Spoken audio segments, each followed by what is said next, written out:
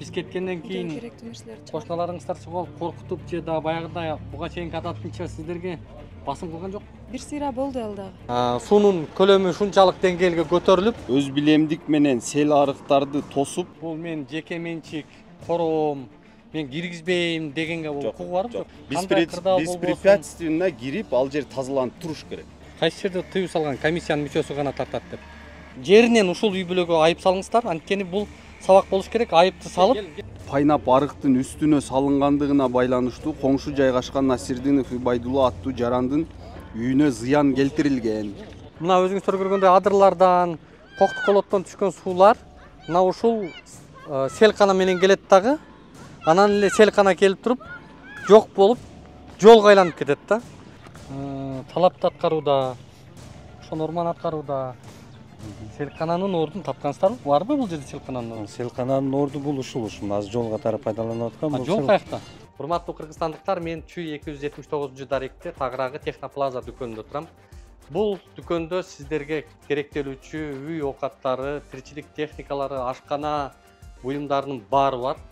Эгерде сиздер ушул заманбап кир жуучу машиналардан баштап, телевизор, бул жагында кондиционерлер, муздаткычтар, газ плита бүт бардык ушул үй оокаттарын дал ушул дүкөндөн тапсаңыздар болот. Эгерде сиздер менин атымдан келген болсоңуздар, дал ушул дүкөндүн кожоюндары сиздерге өзгөчө дагы белектерин камдап турушат. Бул дүкөндөн Турция, Россия, Кытай жана башка дүйнөлүк маркадагы өндүрүштөрдү таап алсаңыздар болот. Кыргызстан боюнча жеткирип берүү шарттары бар, шаар ичи акысыз. Ал эми эң башкысы бөлүп төлөө жолдору менен баштапкы төлөмү жок эле алсаңыздар болот. Байланыш номерлери 0774 024 777 0557 00 2090. Урматтуу Москва шаарындагы мекендештер, Ваш стоматолог клиникасы сиздер үчүн жакшы мүмкүнчүлүктөрдү түздү. Клиникада стоматологиянын бардык кызматтары көрсөтүлөт. Терапия, гинекология, урология бөлүмдөрү, анализ тапшыруу, УЗИ жума бою дем алышсыз саат 9-дан 21:00-гө чейин иштейт. Клиника заманбап жабдууларды орнотуп, тажрыйбалуу такшалган дарыгерлер менен толукталган. Менин катталуучуларым үчүн 20% арзандатуусу жана рентген консультациялар акысыз. Ошондой эле ишемби күндөрү УЗИ, жекшемби күндөрү терапевттин кабыл алуулары акысыз. Дареги Лухмановская метросу, Светозерская 32. Саламатсыздар урматтуу көрөрмандар. Биз азыр Мады айылында Юлдаш ата 63 даректе турабыз. Буга чейин сиздерге чагылдырганбыз. Мына ушул үй бүлө, бул жактагы кошуналары суунун көлөмү ушунчалык деңгээлге көтөрүлүп, мындайча айтканда үйдүн ичине толгон. Бир топ бул үй бүлөлөргө кошуналарына залал келген. Анын негизги себеби жогорудагы кошунасы, мына көрүнүп турган үйдүн кожоюну мына суу өтүүчү, сел өтүүчү арыкты тосуп, үстүнө жаап, мал сарай кылып ээлеп алгандыгы негиз болгон да. Ошондуктан азыр укук коргоо органдары, жергиликтүү бийлик, тийиштүү мамлекеттик органдар келип комиссия менен аныктап, дал ушул үй бүлөгө чара көрүү маселесин койгонбуз. Азыр келип калышыптыр. Азыр өздөрүнө микрофонубузду суналы. Кандай кылып ишти эмнеден башташат, аны жүрүңүздөр чогуу билебиз. Саламатсыздар, кандайсыздар? Саксыбы? Иштери саксыбы? Келип калдыңыздар, саламатсыздар, кандайсыздар? Жакшысыздар. Комиссия мүчөлөрү почти толугу менен келдик. Архитектура, кадастр, ООС, айыл өкмөт. Кайсы жактардан келип? Неме? Ошо райондун башкармалыктары. Анан сиздер Экотех жерди жана суу Даниэль болчу. Кайсы органдар ошондо? Архитектура, госрегистр. Акимияттан сиз? Биз, мен, катчыбыз бар, ал штабта отурат. Аны жетелеп келе албадым. Экинчи комиссиянын мүчөсү. Сизге мына ол электронный буйруктун немесин көрсөтүп коеюн, окуп берип да койсом болот. Биз именно бул жер боюнча эле эмес, район боюнча толугу менен комиссия түзүлдү. Мына Кара Суу районунун аймагында 2024-жылдын 14-июлда жааган жамгырдын каттуу сел ташкыны келип, Мады, Башбулак, Манас, Датка айыл аймактарынын тургундарын турак үйлөрүнө олуттуу зыян алып келгендигине байланыштуу өз билемдик менен сел арыктарды тосуп, курулуш куруп алган жарандардын куруп алган курулуштарын жана сел агып өтүүчү каналдардын корук аймактарын тактоо максатында биз комиссия түздүк. Бул эле жер боюнча эмес. Арыздын негизинде аким буйрук чыгардыбы? Жок, именно бул жер боюнча эмес. Биз общий неме боюнча Жок, чыгардык. ушул иш боюнча Бул боюнча дагы Буйругу ушул комиссиянын мына буйругу, ушул комиссиянын дагы чечими кирет да. Ошол комиссия мүчөлөр ушулар болуп түзүлдүк. И берки арыз боюнча ушул боюнча дагы азыр өзүнчө акт түзөбүз. Чечимдерди чыгарабыз. Комиссиянын курамы Батыров улан, мен, Маматаул уулу Нурсултан ал азыр штабта катчылыгын кылып атат. Ал да бизде жетишпей ал келе албады. Ташиев Темирбек Кара Суу райондук ички иштер башкармалыгынын Мада аймактык милиция бөлүмүнүн башчысы. кана Азыр ылдыйда аябай жана элдер неме болуп атабыз да, ыз ичүү болуп келе албай калды. Биз колубуздан келишинче кворум боло турган болуп бирок ал келдик. ички иштер бөлүмү азыр бул жерди катташ керек да.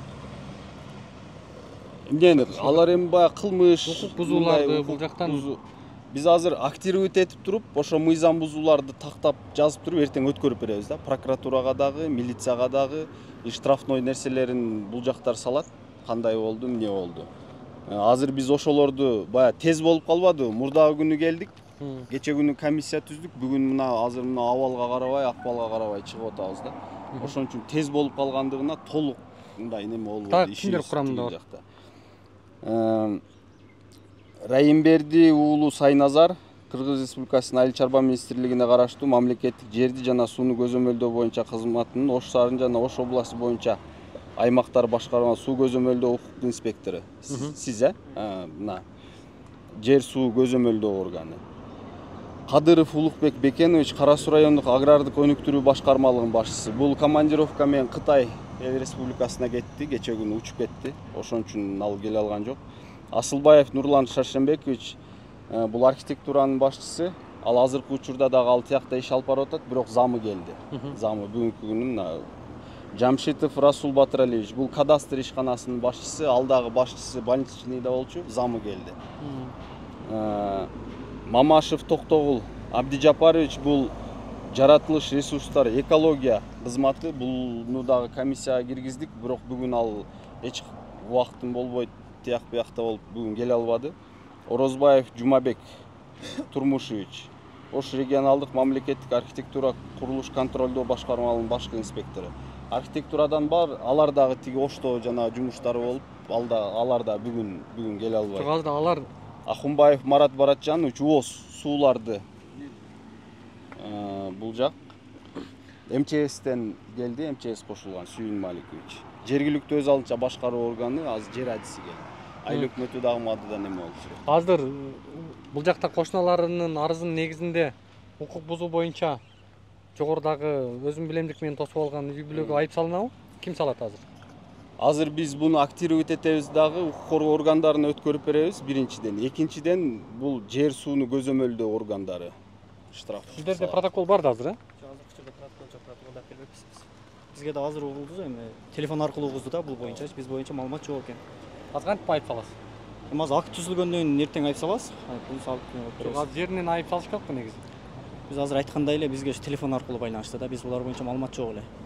Биз азыр бир акт түзүлгөндөн кийин ошо акттын негизинде барып тактап, протоколдун негизинде айып салабыз. Шашылыш болуп калбады. Өзү бул комиссия 3 күн мурун айтылыш керек бардыгыначы. 3 күн убакыт берилет, анан булар жыйналып, чогулуп бардык даяр. Биз мурдагы күнү келдик, жеринде көрдүк. Кече күнү буйрукту чыгардык. Бүгүн мына сразу реакция болуп, мына бүгүн Азыр келип атабыз. анда көрө берели, Ооба. Акт Кайсы түзүп, жер? кадимкидей Кайсы кандай жери эмне кандай болгон. чыгып кеткендигин аныктайсыздар да азыр, Ооба. Азыр мына айыл өкмөтү карталарын алып келген. Бул жерде действительно ошо каналдын арктын орду турат картада. Анын минимально 2 метр отчуждениясы болуш керек. Азыр 2 метр наркы кошуналарынан бери жака кирип кетиптир да булар. Ооба, ошол 2 метр отчуждение, мындайча айтканда эч кандай арык өзү и плюс ал жагынан бул жагынан отчуждениясы болуш керек 2 метрденчи. Азыр негизи Ички чарбалык каналдыкы. дагы бир суроо да, мисалы ушул өзгөчө кырдаал абалы болуп атат. Андан сырткары бул арык сел каналы болуп атат. Бул муниципалдык менчик да. Ооба. Анан ошого доступ бериш керекпи булар мыйзам боюнча? Доступ сөзсүз түрдө ошон үчүн отчуждение ташталат. Аны өз убагында Азыр тазаланып мисалы туруш керек. Бул мен жеке менчик короом, мен киргизбейм дегенге бул укугу барбы жокпу? Жок, андай болбойт. Ошон үчүн дал ошон үчүн отчуждение ташталат. Ошого Демек, ал кандай кырдаал болбосун? беспрепятственно кирип ал жер тазаланып туруш керек. Мындай керектүү учурларда. Мына бул сиз мыйзамда айтып атасыз. Негизи мамлекеттик талап ар бир жаран бүгүнкү күндө ошол муниципалдык менчиктерге, жалпылыкка тийиштүү маселелерде эч кандай тоскоолдук кылып, мындай мүмкүнчүлүк бербей койгонго укугу жок. Азыр эшиктерди жаап алышыптыр, а?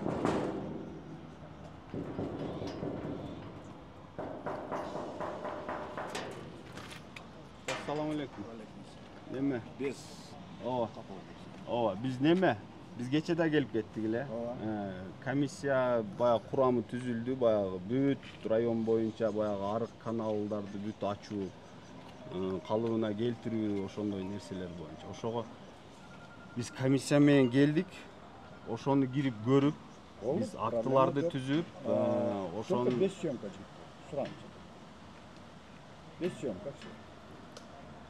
биз кандай Комиссияның кылсак? составында Биз комиссияны киргизели дейт, бирок немени Бул жалпылыкка тийиштүү коомчулуктун кызыкчылыгына жаткан маселе, мамлекеттик кызыкчылык бар. Ошон үчүн биз бул жарандын үйүн же бул жарандын жеке маселесин тартканы келген жокпуз. Биз ошол өз билемдик менен ээлеп алган жеринен көрсөткөнү келдик да. Буга эч ким тоскоолдук кылганга укугу жок. анда мындай кылсак кандай дейт? Сиз менен мисалы сүйлөшпөйт, башка болбойт, биз киребиз. Биздин комиссиянын ишин гана бир сыйра неме комиссия кылсак. мүчөсүндө бар. Комиссиянын мүчөсү эмес. Бул СМИнин өкүлү. Комиссия мүчөсү. Кайсы жерде тыюу салган комиссиянын мүчөсү гана тартат деп. Бизге жөндөн жөн жолтоо салып атат. Азыр мындай кылалы. Чакырыңыздар. Тиги жер ресурстар башкармалыгы сиздер, э? Азыр протоколду алдырыңыз. Жеринен ушул үй бүлөгө айып салыңыздар. Анткени бул сабак болуш керек. Айыпты салып, айыпты салып, эме кылышыңыздар керек да. Башка адамдар тоспош керек мындай жолду. Азыр биринчиден ошо жерге болгон китебин көрүш керек болуп атат да. Биз Азыр госрегистр аныктап атпайбы? ошо госрегистр аныктап азыр ошого карап эгер ошол кызыл китептен өтүп кетсе чектен, анан биз штраф салабыз. Эгер анын ичинде болсо биз ага штраф сала албайбыз. Ошону көрүшүбүз керек. Арык кимдики? Арык мамлекеттики. Анан эмнени айтып Бул атасыз? жер арык эмес, бул жер селой деп атышат, эми Жок, селой. селовой кимдики болот? Мамлекеттики. Анан эмнени айтып атасың? Эми баары ошондон бир сыйра тактап коюшубуз керек да. Азыр мени көрөйүкчү. Биз биринчи жолу келе атышыбыз азыр.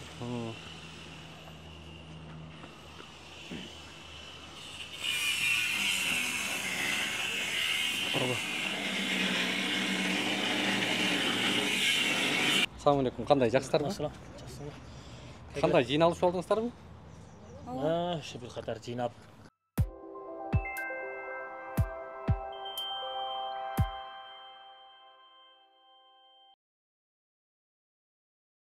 Урматтуу Москвадагы мекендештер, Кыргызстанга жүк салууну каалап, бирок кимден жиберүүнү ойлонуп жаткан болсоңуз, биз сиздерге ишенимдүү ишкерди сунуштайбыз. Бул ишкердин аты жөнү Зайырбек Маматкаримов. 12 жылдан бери иш алып барган командасы сиздин аманатка кыянатты кылышпайт. Кыргызстанга салган жүгүңүздү күндүн аптабына же кыштын ызгаарына калтырбастан атайын жүк сактоочу кампасы Бишкек шаары Профсоюз көчөсү 38/1 дарегинде жайгашкан жүктү Москванын бардык жеринен өздөрү алып кетет. Алган жүктү Кыргызстандын 7 дубанына жеткирүүнү да кепилдешет. Кыргызстанга жумасына 2 машина жиберилет. Жүк баасы көлөмүнө жараша 500 рубльдан өйдө баланат. Дареги Нижегородское метросу, Перовское шоссе 9, строение 7. Байланыш номерлери +7 926 788 70 70. +7 929 624 63 64. Урматтуу Москва шаарындагы мекендештер, эгерде каттооңузду жаңылоо маселеси жаралып жаткан болсо, бул багытта 10 жылдык тажрыйбасы бар Ахмат аттуу ишкерди сунуштайбыз. Ар күнү Москва шаарынан Казакстан чегара өтмөгүнө кирди чыкты кызматтарын көрсөтүп турган дал ушундай ыңгайлуу автоунаалар каттап турат. Коопсуздук талаптары сакталган ар дайым тажрыйбалуу айдоочулар сиздердин кызматта. +7 977 110 34 11. тууган урук менен иштеп отурабыз. Үй эмне тазаландыбы? Ооба, тууган урук келип. Кургады Алла шүгүр. үйдү? Жок, али кургай элек. Жыйнап тазалап. Мына аким башында ошол зам аким болуп келип, тийиштүү мамлекеттик органдар менен баарысы катышып, учурда муниципалдык жерди ээлеп алгандыгы үчүн, селкананы тосуп алгандыгы үчүн, капиталдык курулушту кургандыгы үчүн, сарай кылып алгандыгы үчүн атайын айып салынып, андан сырткары укуктук баа берүү үчүн укук коргоо органдарына аны жоопкерчилигин кароо үчүн ишти узатат экен. Азыр бул жол ачылмай болду. Жеринен ушул иштүү мекемелер чара көрүп атышат. Сиздерде кандай болуп атат? Бизде эмне боюнча бизде ошол тууган урук келип бир сыра үйдүн айланасына огородду жыйнап Биз кеткенден кийин керектүү нерселерди чыгарып. кошуналарыңыздар чыгып коркутуп же да баягыдай буга чейинки адатынча сиздерге басым кылган жок? Бир сыйра болду ал дагы. М, Бир сыйра ошентишти, анан кайра дагы келип эми жакшынакай жашайлы алабыз деп ошондой дешти. Журналисттерди чакырбай эле койгула алабыз кайрадан деп ошентишти.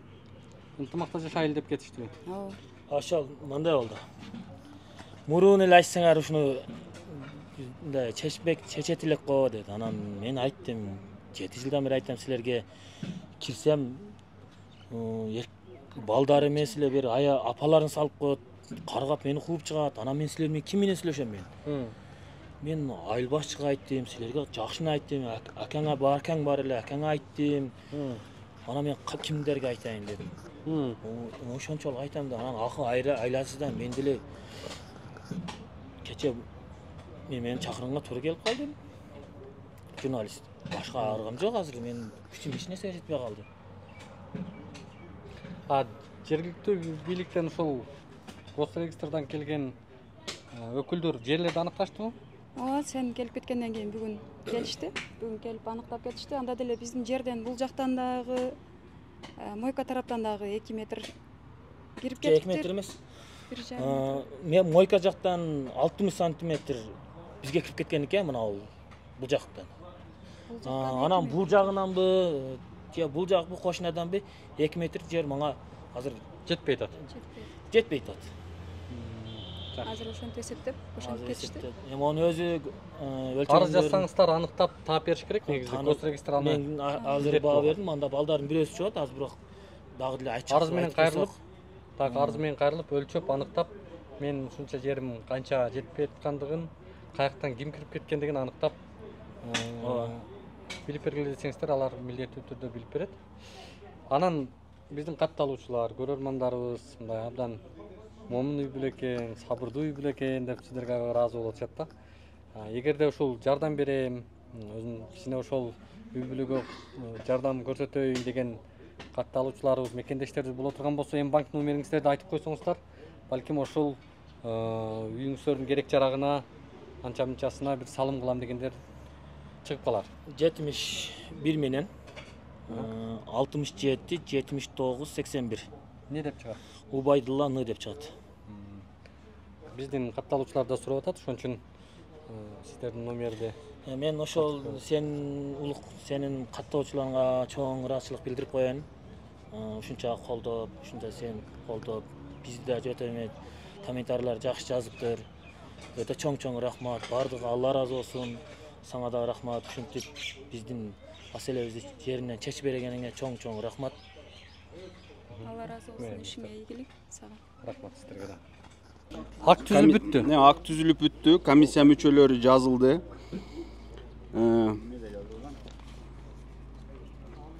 Мына Мадынын тургуну Паязов Иралбайдын турак үйүнүн түндүк чыгыш тарабындагы мал сарайы пайнап арыктын үстүнө салынгандыгына байланыштуу коңшу жайгашкан Насирдинов Убайдулла аттуу жарандын үйүнө зыян келтирилген. Ошол арыктын үстүнө салып алгандыгы үчүн деп жаздык. Ошондуктан Паязов Ирапбайга куруп алган сарайын бузуп, арыкты калыбына келтирүү милдеттендирилди. 2 күндө жетишем деп убадасын берди. Азыр айыл башчыга милдеттендирдик. Күнүнө 3-4 маал кабар алып, мага түз телефон менен байланышып кабар берип турат. Ал эми айып пул салуу жагы жерди жана сууну көзөмөлдөө кызматына жүктөлдү. Укуктук баа берүү жагы укук коргоо органдарына жиберилүүсү сунушталды. Биз буну укук коргоо органдарына да жиберебиз. Айып пул салуу эртең протоколуна түшүрөбүз. Калыбына келтирүү 2 күндүк срогун контролдоп, буюрса 3-чү күнү техника келип иштей турган кылып камсыздайбыз. Түшүнүктүү, чоң рахмат. Сиздерге биринчиден ушул сизге ыраазычылык айтабыз. Анткени маселени укук бузулган көрүнүштүү жеринен көрүп, анан ыкчам түрдө реакция кылып, ушундай мыйзамдуу чараларды көрүп аткандыгыңыздарга рахмат айтабыз.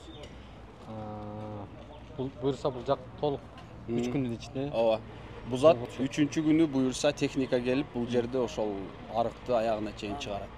Айып булду сиз качан келип салып кетесиз? Биз эртең келип салып кетебиз, айып болду ошо. 3000 сом тереги болот, 3000 сом болот. Ошону салып буздуруп 2 күн ичинде буздурулат бул жер, кандай каласа. Улук, мен анан экинчи маселем жанагы бул урматтуу аким, бул жак кандай болот? Жак өзү же өзүңүздөр эле чечпесиңерби? Биз бул мындай да, бул эски жайлар экен да, системный каттоо экен. Мисалы, могу кат бар, системный каттоо экен. Кимдин жери кандай болсо, системный каттоонун эрежелери кичине бөлөгүрөөк болгон да. Анан бунун госактысын көтөрүш керек. Сиздикин, аныкын ушул жерде турган 4-5 госак коңшуларды, смежниктерди монтип мындай кылып бири-бирине жана пазлдай кылып отургузушубуз керек. Ары жазыш керекпи бияк кандай? Жо, биз буну ушул жуманын аягына эле немесин чыгарабыз. Мен ким менен байланышамын да? Сиз жер адиси менен байланышасыз. Анан куратор адисиңер мына мадыныкі ким? Муратка. Кадастр боюнча мен. Кадастр. Бул жак жер адиси. Экөө менен байланышасыз. Булар архивден бардык данныйларды алып чыгып туруп, минтип жерине отургузат. Ошондо мындай чыгат да, конфигурациялары эски жерлердики ушундай. Мурда эми жерди бөлүштүргөндө, тартканда жана метр сетир менен ушундай болгон экен, погрешность бар да. Ооба. Кичине өйдөлдү 1,5 метр, 1 метрге чейин. Түшүнүктүү. Азыр эми экинчиси ошол Башбулак деген аймак, ушу селдин себептери эмне үчүн ушул жака суунун көп агылышы, сел сууларынын бир нуктан чыгып кетиши, ушул моменттерди да жеринен көрүп. Ооба, жерине барып көрөлү. Анан учурдан пайдаланып, баягы сиз сурабадыңызбы, ушул эле арыз боюнча комиссия түзүлдү деп. Биз район боюнча ушул себептерин аныктоо, тактоо, ушундай арык каналдардын үстүнө куруп алган курулуштарды тактоо деп туруп мындай комплексный чоң комиссия түздүк. Кандай арыз келбесин, мисалы жарандар көбүнчөсү билет да, мына арыкты могул тосуп алды деп. Азыркы учурда мына бул киши да билип жүргөн экен, бирок районго мисалы кайрылган эмес да. Айыл башчыга эле ооз-эки айтып жүргөм дедиңиз. Ушу сымар чакырык катары да кандай неме болсо, ошол арыз түшсө, биз ошол комиссия жеринде чыгабыз. Тезинен ушундай чараларды көрүп, ушундай иш алып барабыз.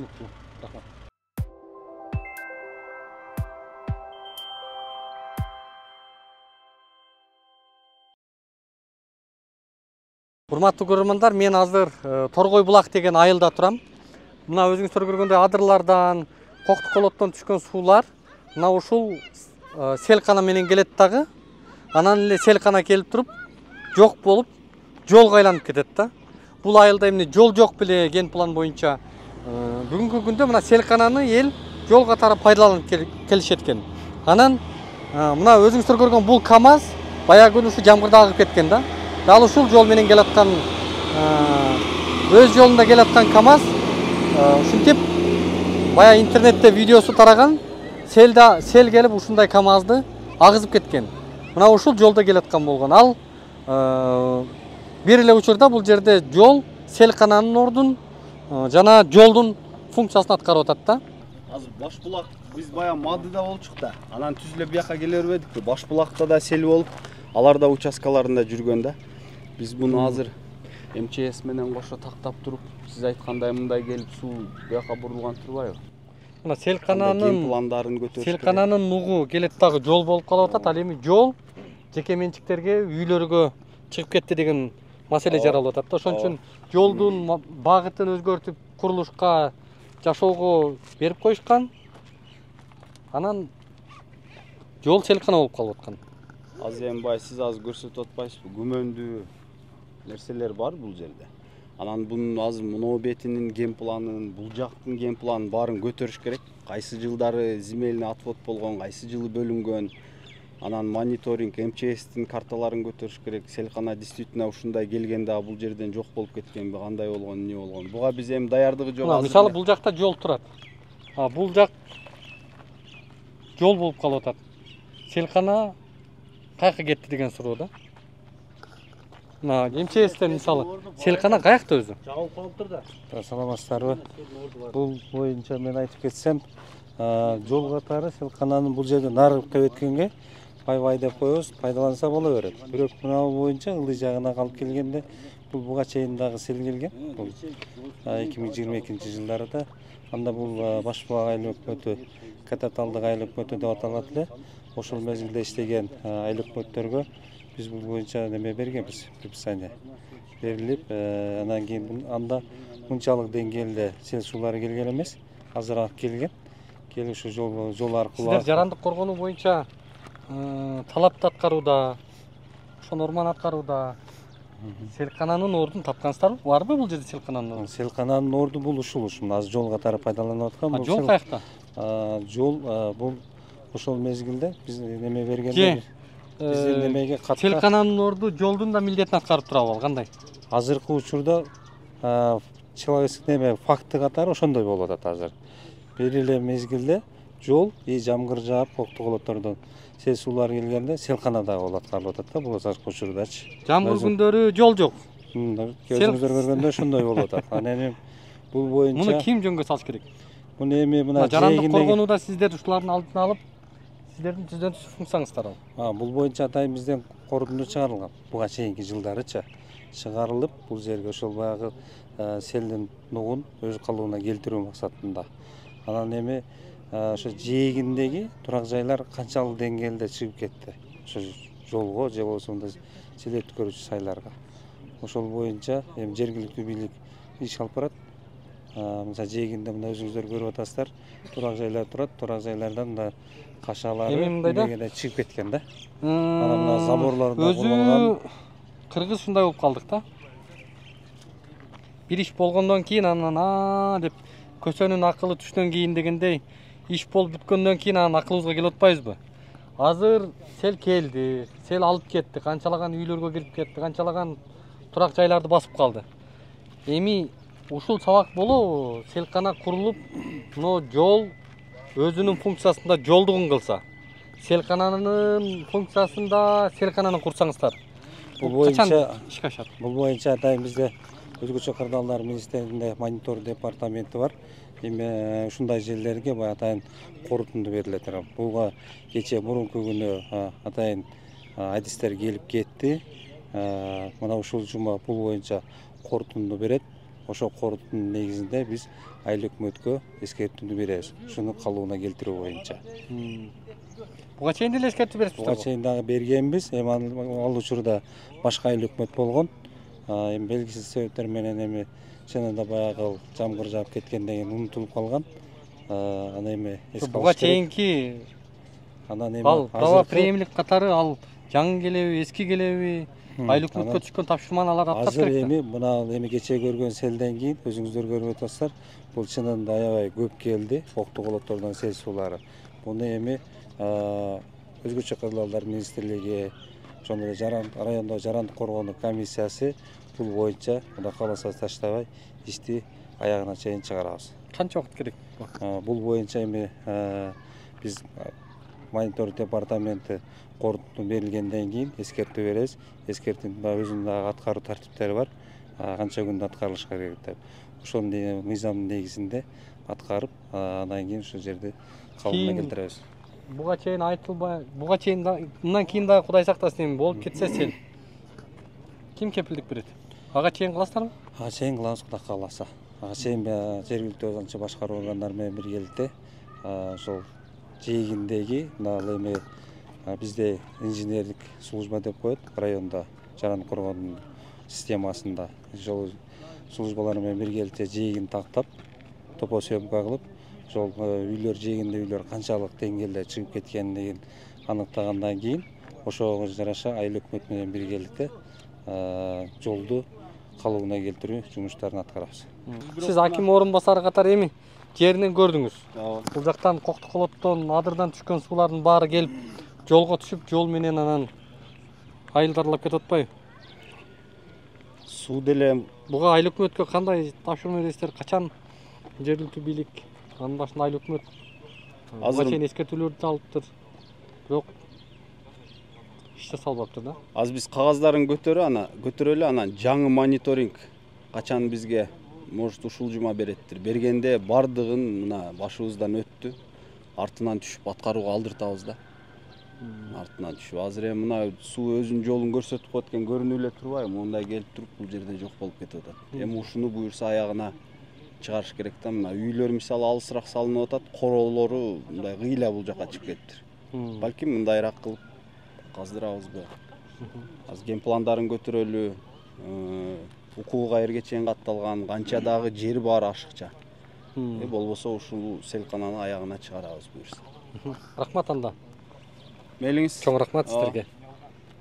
Assalamu алейкум. Алейкум салам. Сіз бұл айылда жашайсыз? Ооба. Ушул айылдын тургунумун. Атым Улан. Мына биз таң калып атабыз да, мына селканалардан, адырлардан келген суулар келип туруп жолго айланып кетип атат. Бул айылда жол жокпу? Бул айылда жол бар. Өзү 90-чы ген планында, өзүнүн ген планында. Мектептики дагы бар, фаптыкы дагы бар, жолдуку дагы бар. Как положено чыккан. Азыр данный момент бизде жол жок, ушу сай менен каттап атабыз да. Биздин ген планды 90-жылкы ген планды көтөрүп берсе, ошодо жол бар бизде. Ошону чыгарып берсе, мисалы үчүн мына жерде кимдир бирөөсү каша тосуп алган, кимдир бирөөсү дагы бир бала кылып алган. Биз өзү дагы, ошол тосуп алган адам өзү дагы сай менен каттайт да. Алдыбыздан суу чыгып калабы, же башка неме чыгып калабы? Кокус. Кече КамАЗ мына ушул сайдан агып кеткен турбайбы жолдо? Ушул КамАЗ ушу сайдан акты. Бул өмүрүндө биринчи жолу ушундай сел келиптир, бирок ушул жерде жашап аткандардан дагы айтканда. Бирок биздин ушу сураныч улук киши бизге ушу 90-жылкы ген планды көтөрүп берсе, биздин жолубузду таап берсе. Ошону өтүнөт элек. Мына жергиликтүү бийликке дагы. Анан жергиликтүү бийликке дагы бир кайрылуум бар. Биз мына ушул Торгой булакка келип жашайбыз. Биз жашаганыбызда барабыз, айыл өкмөткө барсак эле сенин учетуң жок, сенин отчетуң жок, сен немеге төкпөйсүң, налог төкпөйсүң деп айыл өкмөткө төкпөйсүң дейт. Биз өзү башка жерден, мисалы үчүн мен Алайдан, Жошолдон келгем, өзүм учетко тургам ушул жерге. Бирок менин немем бөлүнгөн эмес да бул жергечи. Менин бөлүнгөн нерсеми мен Гүлчөгө төгөм. Бул жерде мен болгону 10 сотик эле жер сатып алганмын. Биздин төккөн налогубуз өзүбүздүн мал айылдын немесине сапазайт этпейт экен. Биз аз төгөткөнбүз, ошон үчүн биздин жол каралбайт экен, свет каралбайт экен, суу каралбайт экен. Мына кече жакында ачыгын айтайын, мына өдөңкү жолго өзүбүздүн күчүбүз менен, элдин күчү менен подстанция сатып алып келип, өзүбүздүн күчүбүз менен столба сатып алып келип, зым сатып алып келип орноттук. Мисалга мына сайдын бул жак бетине. Сайдын бул жак бетинде мурунку подстанцияга дагы, как положено, ана турган подстанцияга дагы акча төлөп, столбасына төлөп койгонбуз да. Негизи мыйзам боюнча жергиликтүү бийликтин функциясы жолун, суусун, коопсуздугун, билим берүүсүн, медицинасын, мындайча айтканда социалдык тараптан милдеттүү түрдө жоопкерчиликтери бар да. Ал эч кандай шылтоосу жок, эч кандай мындай кодулоосу жок. Милдеттүү түрдө жергиликтүү бийлик аткара турган талаптар бар. Мына ошол талаптарды сиздер мыйзам алкагында койсоңуздар, алар баш тартууга укугу жок негизи. Биз ачыгын айтабыз, айыл өкмөткө барганыбызда, ушул азыркы биздин Башбулак айыл өкмөтүнүн акыркы келген айыл өкмөтү, жаш бала экен. Буга чейин айыл өкмөттөр алмаша берди. Баштагы айыл өкмөттөрдөн талап койсок, силердин учетуңар жок, башкасы жок деп качат да. Качат да, мындайча айткандачы. Урматтуу аким, урматтуу губернатор, мына ушул Башбулак айылындагы жашоочулар эки ооздон бир ооз дал ушул учетуңар жок, силердин каттооңар бул жакта эмес, андай мындай деген шылтоолор менен өздөрүнүн функциясын аткарбастан айыл элине мындай өзүнө жүктү салып койгон моменттер, көрүнүштөр көп экен. Мына ушул жогорудагы ушул жергиликтүүлөрдүн айтымын эске алып, тийиштүү түрдө ушул жергиликтүү бийликке талаптарды, тапшырмаларды коюшуңар зарыл болуп калыптыр да. Ооба, дал ошондой. Мейлиңиз. Хоп, макул.